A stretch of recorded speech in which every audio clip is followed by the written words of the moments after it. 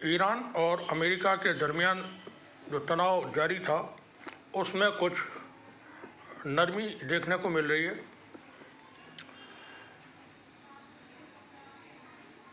दोनों मुल्कों के दरमियान जुमे के रोज़ से बातचीत शुरू होने वाली है।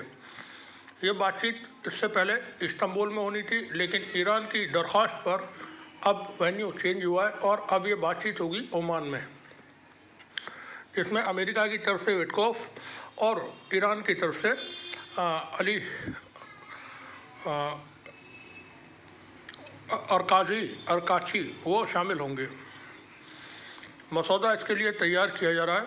ईरान की डिमांड थी कि जगह तब्दील की जाए और निगोशिएशन से पहले ही किन पॉइंट्स पर किन चीज़ों को लेकर के हमारे दरमियान बात होनी है वो मसौदा एक दूसरे को साझा किया जाए। तो अब ये बातचीत जुमे के रोज़ से शुरू होगी ओमान में, लेकिन बहुत शोर रहा और ये डरा देने वाला शोर था। कोई कमज़ोर मुल्क होता, कोई कमज़ोर लीडरशिप होती तो वो अमेरिका के सामने घुटने टेक चुकी होती। ईरान में दिसंबर के महीने में प्रदर्शन हुए।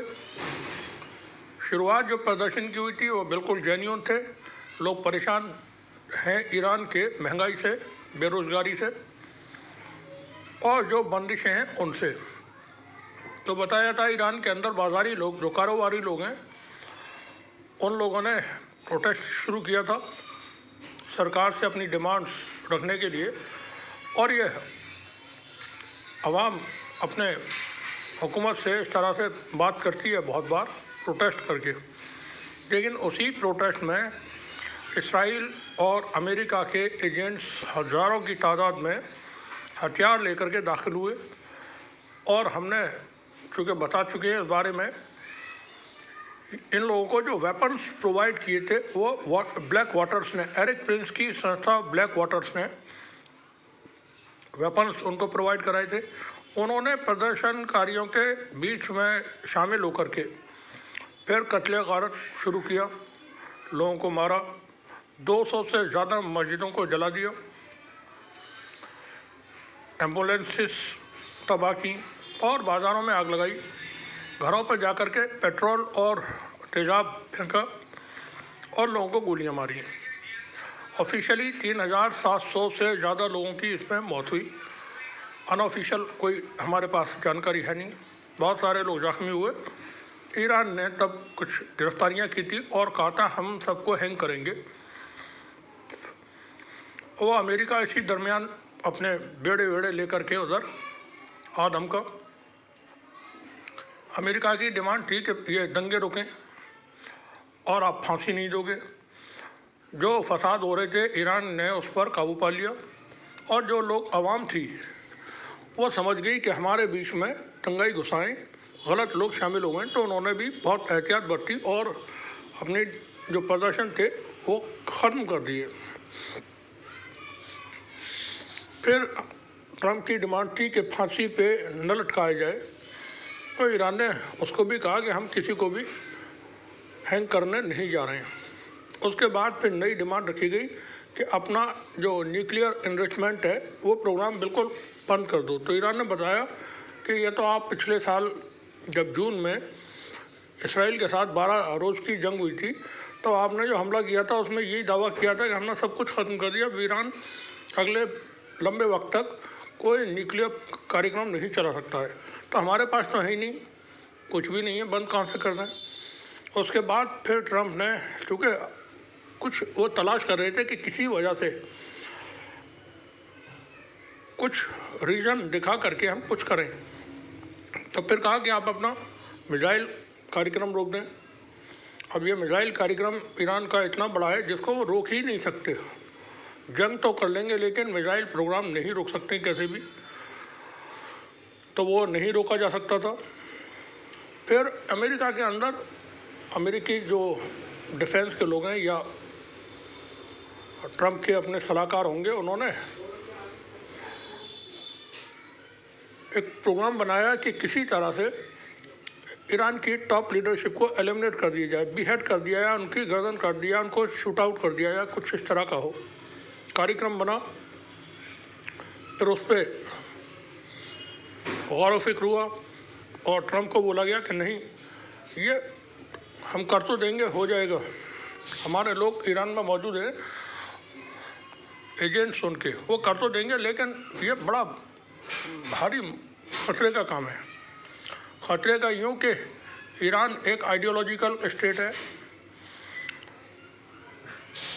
और उस आइडियोलॉजी से जुड़े हुआ अरब में कई सारे मुल्क हैं, जिसमें इराक है, सीरिया है, लीबिया है, बहरीन है, फ़लस्तीन में भी काफ़ी तादाद में शिया मुसलमान हैं। अगर ईरान की लीडरशिप को मार दिया जाता है तब फिर जो आग लगेगी तो बहुत भयानक होगी। सुसाइड अटैक होंगे। ईरान की फ़ौज, वो भी आइडियोलॉजिकल फ़ौज है, IRGC, और जो उनके अपने गार्ड्स वगैरह हैं,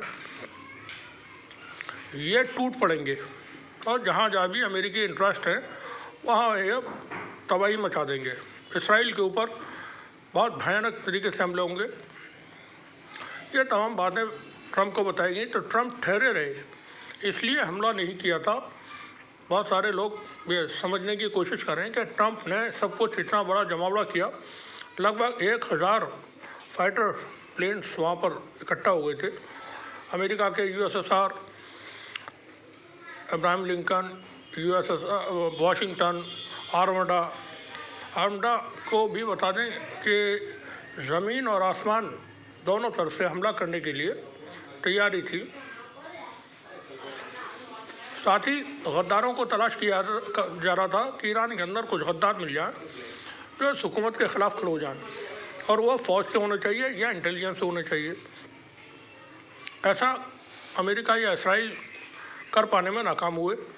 वहीं ईरान और सऊदी अरब को ये अच्छी तरह से समझ में आ चुका है, क्योंकि इसराइल के मीडिया में ये चीज़ें बहुत बार छप रही हैं, बार बार छप रही हैं कि ईरान के बाद टर्की और सऊदी अरब, क्योंकि सबसे ताकतवर मुल्क रीजन का वह है ईरान।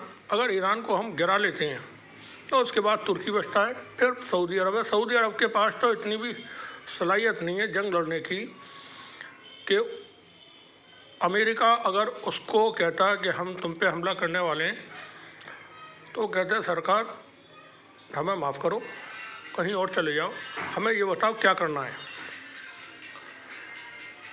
ईरान के साथ ही सऊदी अरब की अगर जंग हो जाए तो सुबह से शाम तक वो जंग खत्म ईरान कर सकता है। सऊदी अरब के पास वेपन्स बहुत हैं, लेकिन फ़ौज नहीं है, लड़ाके नहीं है, एक्सपर्ट्स नहीं है उसके पास।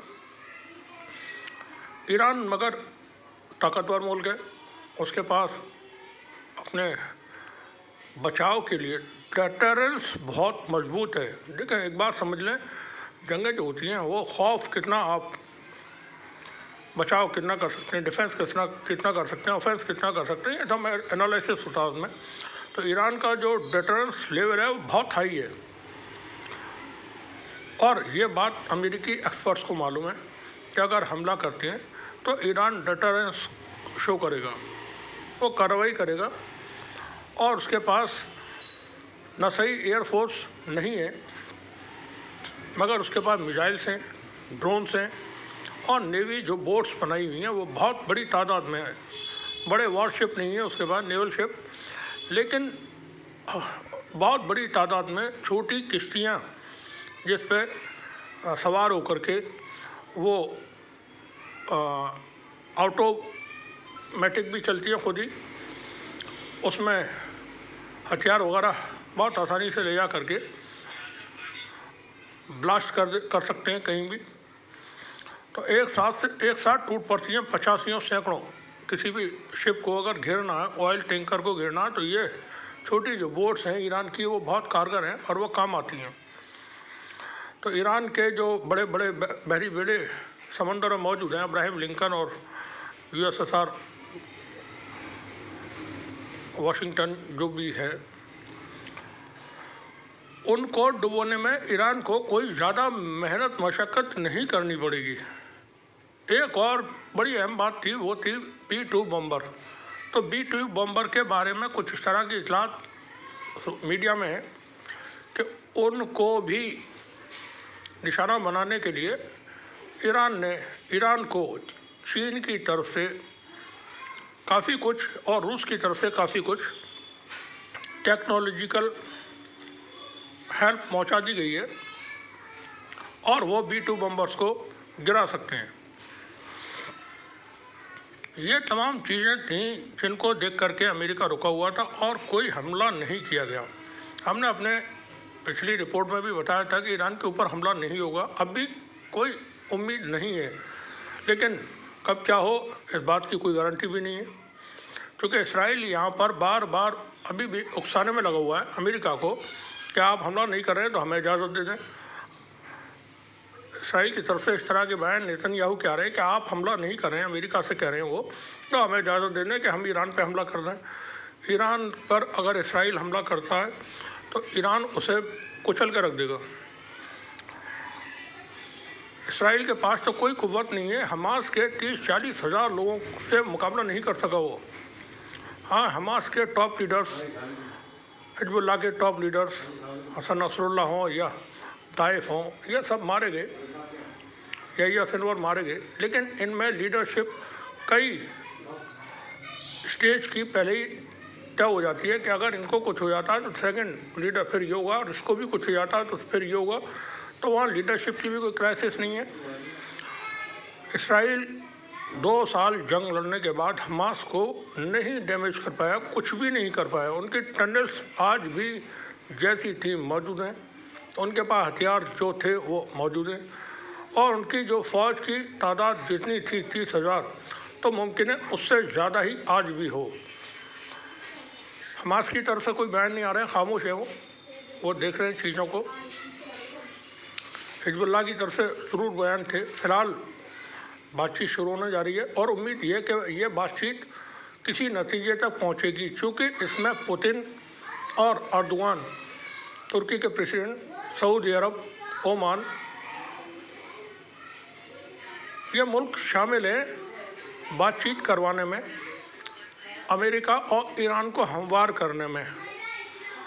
दोनों से ही इन लोगों ने बातचीत करके ये प्लेटफॉर्म तैयार किया है जहाँ जुमे के रोज़ से बातचीत होगी आपस में और किसी मकाम तक पहुँचेंगे। जहाँ तक उम्मीद है वो ये बात होगी कि ईरान अपना जो न्यूक्लियर प्रोग्राम है उसको बंद कर दे और उसके पास जो यूरेनियम है वो किसी अंतर्राष्ट्रीय संस्था या किसी और मुल्क के हवाले कर दिया जाए। इस पर ईरान शायद तैयार हो जाएगा, क्योंकि उसे जो अब करना है वो उसके पास बहुत सारे तरीके हैं, वो करता रहेगा, मगर फ़िलहाल जंग को टालने के लिए, तनाव को टालने के लिए वो इस पर तैयार हो जाएगा। और ईरान का जो यूरेनियम है वो बहुत मुमकिन है रशिया के पास पहुंचा दिया जाए, तुर्की के पास नहीं पहुंचाएंगे क्योंकि वो नेटो का मुल्क है। मालूम है तुर्की खुद ही न्यूक्लियर बम बनाना शुरू कर दे, सऊदी अरब के पास भी नहीं पहुंचाएंगे, तो ये रशिया के पास, चाइना को भी नहीं पहुंचाएंगे। तो रशिया यहाँ पर ये नज़र आता है कि रूस के पास वो रखवा दिया जाए। और ये नेगोशिएशन जो शुरू हो रहे हैं इसमें रूस के प्रेसिडेंट व्लादिमीर पुतिन का अहम रोल है। बातचीत में अब जो नतीजे हासिल होंगे हम बताने की कोशिश करेंगे आपको, और खुश रहने की आदत डालें, कूल और खुश रहने की आदत डालें सभी। एग्रेशन, गुस्सा न किया करें, घर में दरख्त लगाया करें, पेड़ पौधे, अगर पॉट्स हैं तो पॉट्स में लगाएं, कच्ची ज़मीन है तो उसमें पौधे लगाएं, खुश रहने की आदत डालें। दुनिया बेहद ख़तरनाक दौर से गुजर रही है। सेकेंड वर्ल्ड वॉर के बाद ये दुनिया का सबसे मुश्किल वक्त है, चाहे वो भारत हो या और मुल्क। भारी तनाव आवाम जनता के ऊपर है। तो आप लोग सब जो भी हैं खुश रहने की आदत ज़रूर डालें, पढ़ा लिखा करें, किताब जो भी इंटरेस्ट की किताबें, हिस्टोरिकल किताबें, वो पढ़ें। लिखने का शौक़ ज़रूर रखें, क्योंकि ये व्हाट्सएप और सोशल मीडिया के वक्त में लोगों के पास वक्त नहीं रहा है कि वो पढ़ें और लिखें। मगर ये ज़रूरी है कि आप पढ़ें और लिखें, तभी आप कुछ जिसको इल्म कहते हैं, एजुकेट हो सकते हैं या एजुकेट कर सकते हैं किसी को। दूसरे दरख्त वगैरह पौधे घर में ज़रूर लगाएं, ये खुश रहने में आपको मदद करेंगे।